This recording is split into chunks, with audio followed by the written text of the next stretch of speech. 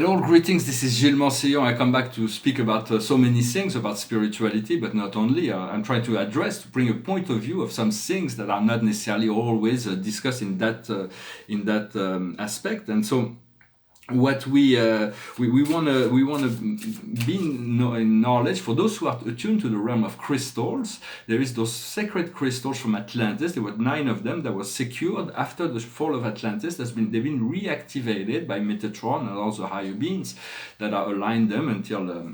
And so now they're all activated, but we want to tune into the blue crystal of knowledge. This blue crystal of knowledge, once we tune into it, we'll be able to open a gate to a world, a realm known Aquaferia. Aquaferia is like a paradise, a beautiful realm of light. And the masters can come and take us there. The angels can be authorized to take us there, or our guides can be authorized and take us there. So it's about tuning in, connecting to this crystal. It is connecting us to the star of Sirius B. Sirius B is our origin. It's not our origin point, but it is the supervising star nation that oversees the program of the planet Earth.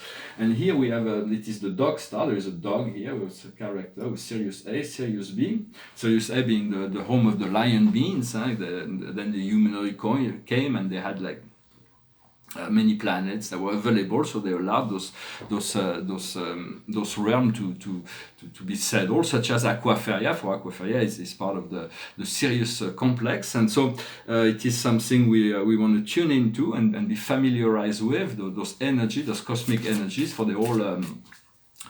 They're very powerful energies. I'm going to pull a few cards. I think I forgot in the French video to pull a few cards. So the highest wisdom is the destinies. What we need to understand is it's going far. It's about stamina, about perseverance, getting ready for a long journey. What we need to do is yang. It is action.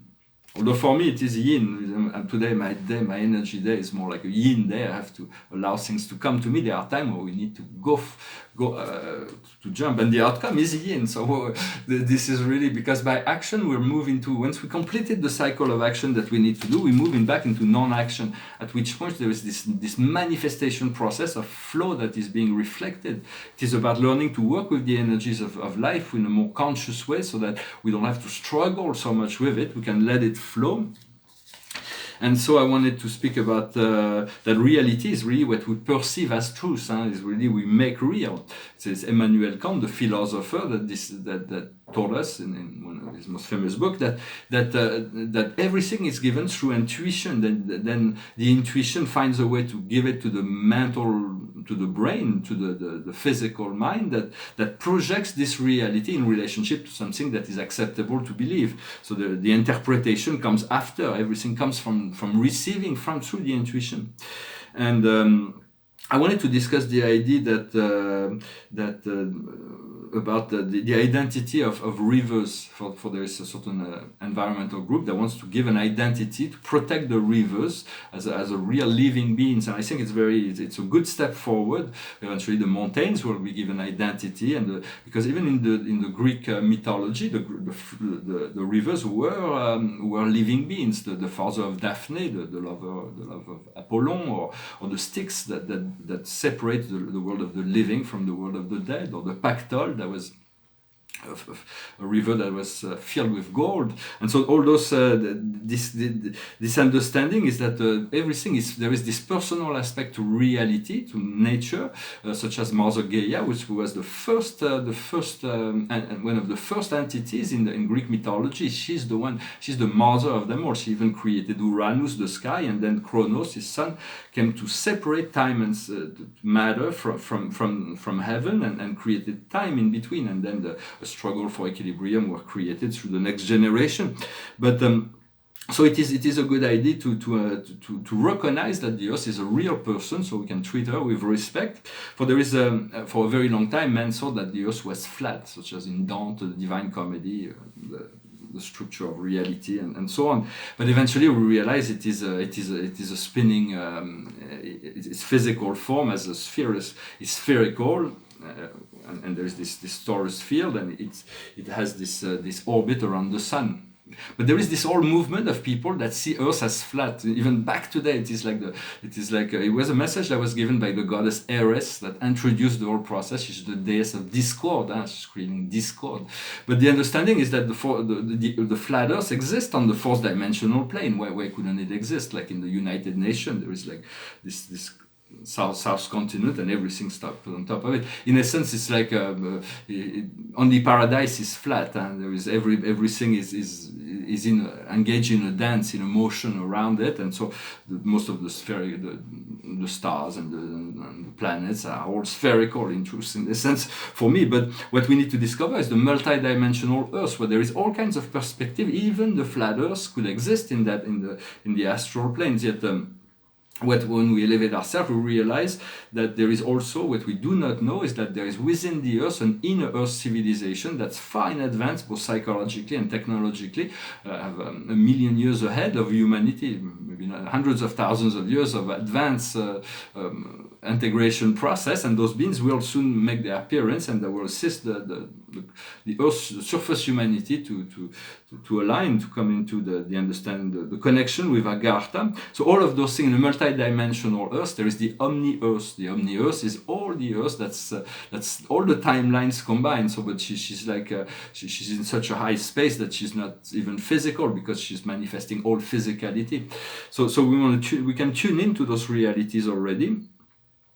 I wanted to discuss the idea that we live in an evolutionary universe that were created by Father and Mother God. For in paradise, when God created the central universe, He created an ultimate universe of perfection with a billion perfect spheres, with perfect inhabitant. Everything was eternally perfect, for God cannot create anything imperfect.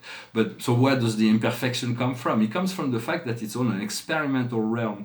Long time ago in paradise, after the era of paradise, the mechanism of time and space were activated, and they were the Father and the Son created what we call a creator Son, the divine, a divine personification of infinity it became the Father God, and there was a reciprocation in the infinite spirit that created those divine feminine beings that are the Mother God, the creative daughter of the infinite spirit. And for billions and trillions of years, those beings are training themselves in the central universe until the day they are ready, and they commission into time and space to become the Father and Mother of an evolutionary creation. And so the first one to come into the scene is the Mother. For once the Mother has settled into a local universe, she'll never return to paradise. She'll never move from the central dwelling of her own universe. She will always be omniscient, omnipotent there, within the rule and process that have been set forth in terms of timelines and so on. But and then comes the Father, and together they create all the celestial host, and so there is. But their plans were approved by God as being God to the local universe, even before they even started. Just as our own soul plans were approved by God before we even came into this incarnation. So it's all part of the one. It is, and there is the great cosmic mind that unifies all things. I wanted to discuss also a little bit about Heraclitus. It's the wisdom of the pre-Socratic philosophers. But all of them are they've discovered many things, because the battles between them were mostly which elements came first. And from what I see, everything comes from the fifth element, the ethers, and then it transmutes into air, which transmutes into fire, which transmutes into earth, which transmutes into water, and the cycle is complete. And so, but there was a pre-Socratic philosopher that wasn't very pre-Socratic because he was contemporary to Socrates. His name is Democritus. What Democritus discovered is something we haven't really got a clue just yet. We will come to understanding to that in a few hundred years probably, or maybe before. They discovered what he called the atom. But the atom that we know is not the atom of Democritus. What Democritus thought was that there was those particles that were indivisible, that makes up the whole physical reality. And those particles really exist. They're called ultimatons. The ultimatons are free energy. They're so small we cannot see them, of course, but they're everywhere in the universe, and they do not respond to linear gravity. They only respond to paradise gravity, absolute gravity. And when God decided to utilize his power to to solidify a matter or reality. He utilized the power of his mind to use this ultimatomic force to create electrons. There is 100 ultimatons in an electron, and then the atoms are organized and matter, and it's like this amazing wheel of energy that has been created. But there is this tiny minuscule particle that's completely indivisible. You cannot go into dividing. Then you move into an energy stage if you would divide an ultimaton. But those were the atoms of Democritus. There's something that's kind of so it was interesting to talk about that. Well, I didn't speak about this. Well, I think speaking about education, for educating little children, I think it's very, very essential and important. It's maybe one of the most essential but I see that evolution, things evolve, and there is a great deal of evolution right now. There is all kinds of breakthroughs that are happening. I see them everywhere. Here is a cosmic painting on astronomy, the family of Soul, and all those cosmic beings around this. The first one on that series that I did. I'm going to pull one more card. I was going to sing a song in French, but I'll sing a song in English, or maybe even two. I'm sing same band. It's just two little songs. They're from the 1960s. It goes like this, from Procolarum. Nights in white satin, never reaching the end. Letters I've written, never meaning to send. Beauty I've always missed, with these eyes before. Just what the truth is, I can't say anymore. 'Cause I love you, yes I love you, oh I love you. Gazing at people, some hand in hand, just what I'm going through, they can't understand. Some try to tell me, thoughts they cannot defend. Just what you want to be, you will be in the end. And I love you, yes I love you, 'cause I love you, yes I love you. Yes, it's a song. Well, I think the other one is written. It's called. It's another song. Same band, same time. It goes like this. We skip the light fantango, turn cartwheels, cross the floor. I was feeling kind of seasick, but the crowd called out for more. The room was humming harder as the ceiling flew away, when we called out for another drink, and the waiter brought his tray. And so it was that later, as the miller told his tale, that a face at first just ghostly turned a wider shade of pale. She said there is no reason, and the truth is plain to see, that I wandered through my plain car, and I would not let her be one of 16 Vestal virgins who were leaving for the coast.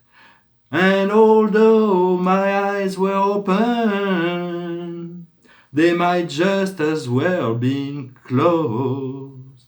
And so it was that later, as the miller told his tale, that a face that first just ghostly turned a wider shade of pale. Turn the wider shade of pale. Turn the wider shade of pale. those funny songs from the 60s. I wanted to say also that we will become what we think. So always hold the highest vision of yourself beyond what you can believe. If you can trust that you are source energy beings, you can always hold that frequency. For I'm not very Cartesian. Pascal thought you think, therefore you are. But you have to be in order to think. Thought was only given as a process to reunite matter and spirit, to solve equation, to grow, to learn. But it's not the primal essence, so you have to be before we can think. But yet what we think, what we choose to think, will determine what will become. So very important to realize that. So today the card of the day is the orphan. It's about allowing ourselves to find our place in the world, to accept that we are an integral puzzle within society, and for that we find trust and faith. With trust and faith, we will move forward and find our place in the world. So I hope this message was interesting for you. Wish you a wonderful day, and I'll talk to you later. Namaste.